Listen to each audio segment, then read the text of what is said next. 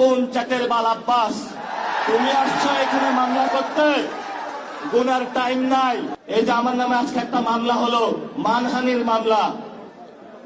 ওই ব্যক্তি চাঁদাবাজি করে, সন্ত্রাসী করে, এমন লোকের কোনো মান থাকতে পারে না। যার মান আছে তারই তো মানহানি হয়। মামলা করেছে আরেকজনকে দিয়ে, গোপনে গিয়ে হলো সাক্ষী হিসাবে উপস্থিত হয়েছে। এগুলাকে আমরা বলবো গুপ্ত। আপনি ঢাকাতে ফেল করেছেন, লিখে রাখুন জনাব আব্বাস। আপনাকে তারেক জিয়া এসে রক্ষা করেছে। তারেক জিয়া যদি এসে রক্ষা না করত, তাহলে আপনি মির্জা আব্বাসের ছুনোপুটিও আমরা ঢাকা হাটে খুঁজে পাইতাম না।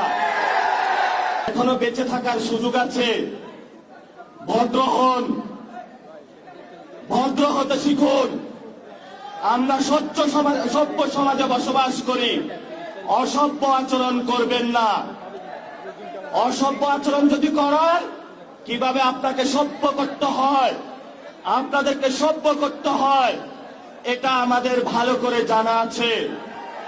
ওরা আমাদের ভয় দেখায়। আমরা এক আল্লাহ ছাড়া কারো কাছে ভয় পাই না।